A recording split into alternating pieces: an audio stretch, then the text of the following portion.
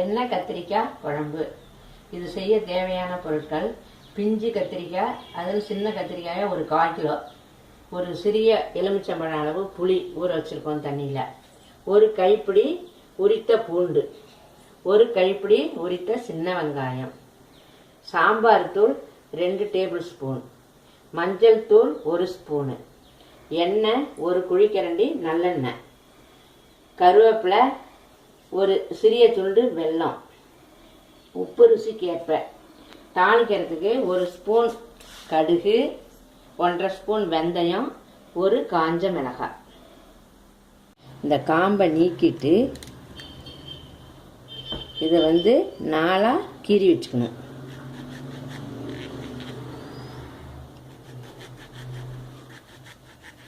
இது மாதிரி 4 கிரிக்கணும், தனியாக வரக்கூடாது, அப்படியே சேர்ந்து.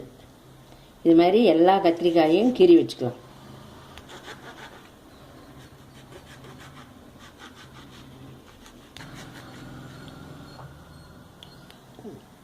இது மாதிரி எல்லா கத்திரிக்காயும் இப்போ கீறி வச்சாச்சு.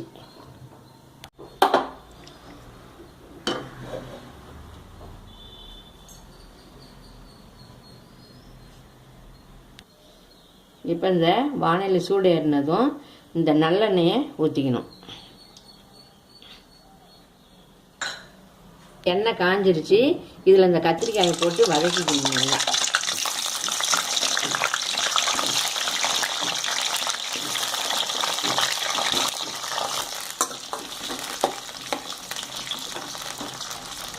இந்த கத்திரிக்காயை ஒரு 5 நிமிஷம் நல்லா எண்ணெயிலேயே நல்லா வேக வச்சுக்கணும்.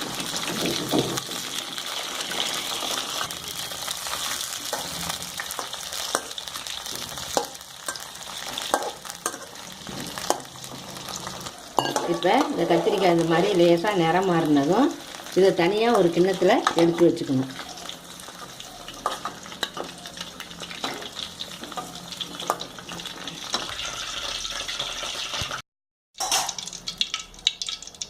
இப்போ இந்த எண்ணெயை எடுத்து கத்திரிக்காயை இந்த எண்ணெயிலேருந்து எடுத்துட்டோம்.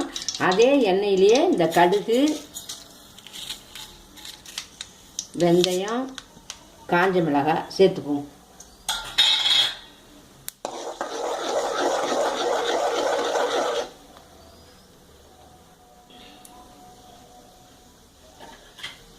இந்த கடுகு வெந்தயம் நல்லா வெடிச்சிருச்சு.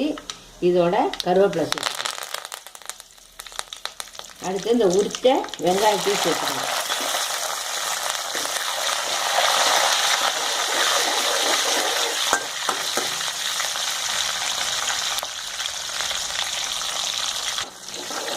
இப்போ இந்த வெங்காயம் நல்லா சிவந்துருச்சு. இந்த சமயத்தில் நம்ம இதில் கொஞ்சமாக தண்ணி சேர்த்துக்கணும்.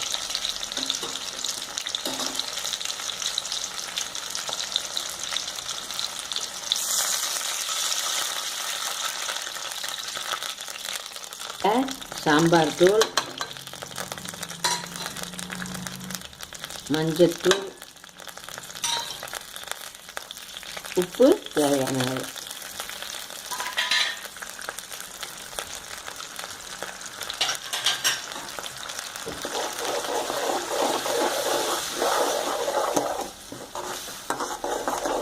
இப்போ இதை கொதிக்கும் பொழுது நம்ம அந்த உரித்த பூண்டை சேர்த்துக்குவோம். இப்போ இந்த உரித்த பூண்டை இதில் சேர்த்துக்குவோம்.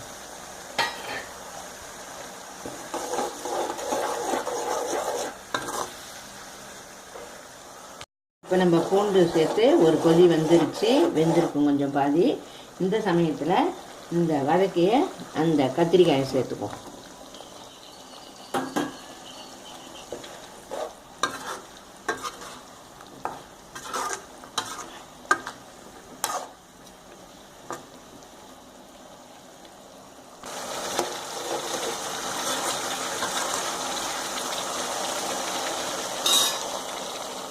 ஸ்டேஜில் நம்ம அந்த கரைச்சி வச்சுருக்கிற புளி தண்ணியை சேர்த்துக்குவோம்.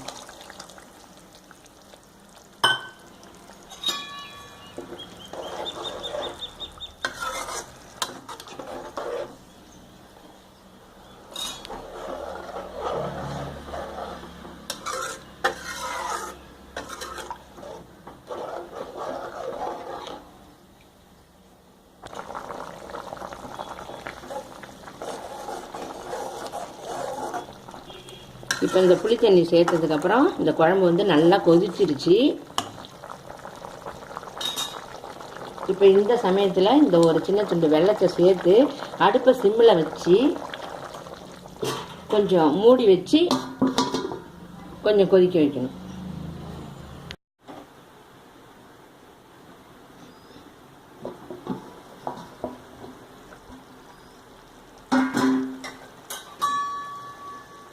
இது மாதிரி இப்போ இந்த குழம்பு நல்லா எண்ணெய் பிரிஞ்சு நல்லா எல்லாம் சேர்ந்து வந்துடுச்சு. இப்போ இந்த சமயத்தில் இறக்கிடலாங்க.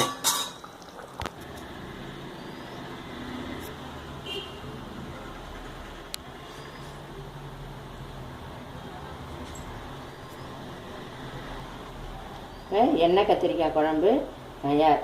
இது வந்து சாதத்துக்கும் நல்லாயிருக்கும், தோசைக்கு கூட நல்லாயிருக்கும்.